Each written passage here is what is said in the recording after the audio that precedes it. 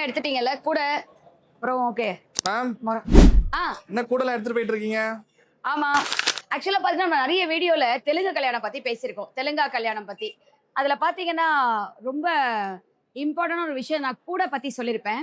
So இந்த video எதுக்கு அப்படின்னா தெலுங்கு பிராமின் வெட்டிங்ல என்னெல்லாம் நம்ம வந்து ரிச்சுவல்ஸ் இருக்கு, அதுக்கு என்னெல்லாம் நம்மளுக்கு தேவைப்படுறது அப்படிங்கிறத பத்தி தான்.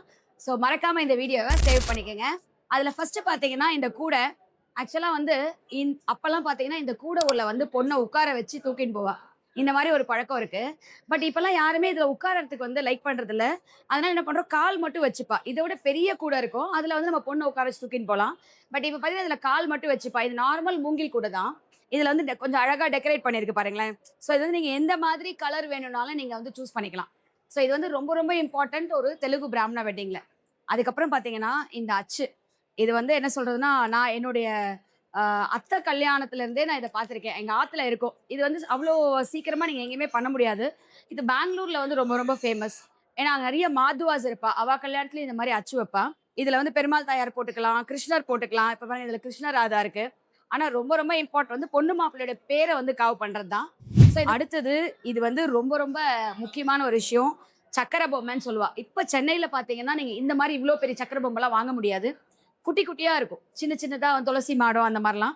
பட் இது பாத்தீங்கன்னா சங்கு சக்கரம் இருக்கு. அதுக்கப்புறம் வந்து பிள்ளையார் பொம்மை இருக்கு. ஏன்னா ஸ்மார்த்தால எப்பவுமே பிள்ளையார் பொம்மை வந்து ரொம்ப ரொம்ப இம்பார்ட்டன்ட். அது இருக்கு. அதுக்கப்புறம் அன்னம். ஸோ இந்த மாதிரி நிறைய துளசி மாடம் இந்த மாதிரி வந்து நிறைய விஷயங்கள் இந்த அச்சு பொம்மையில கிடைக்கும். ஆஃப்டர் த வெட்டிங் இதை என்ன பண்ணும், நிறைய பேருக்கு டவுட். எனக்குமே நிறைய பேர் டிஎம் பண்ணி கேட்குறீங்க, இதெல்லாம் வைக்கிறீங்களே இதெல்லாம் வேஸ்ட் ஆஃப் எக்ஸ்பென்சஸ் ஆன. அப்படி கிடையவே கிடையாது. இந்த பொருளை நீங்க வந்து உங்க ஆத்து ஷோகேஸ்ல டெக்கரேட்டிவ் ஐட்டத்துல வச்சுக்கலாம். இத பார்த்தீங்கன்னா, நீங்க பாயசம் பண்ணும்போதோ, எந்த ஸ்வீட் பண்ணும்போதோ நீங்க இத யூஸ் பண்ணலாம். இது கல்கண்டுல பண்றது தான்.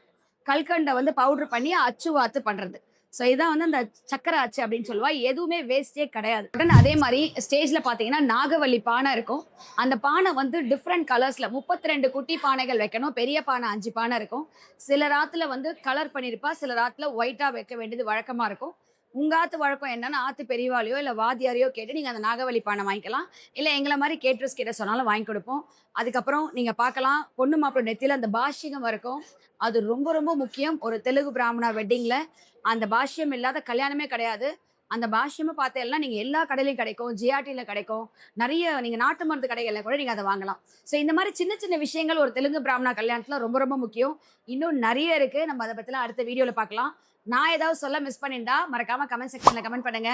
இந்த மாதிரி நிறைய ரிச்சுவல்ஸ பத்தி நீங்க தெரிஞ்சுக்கணும் அப்படின்னா எங்க பேஜை ஃபாலோ பண்ணுங்க. Thank you very much.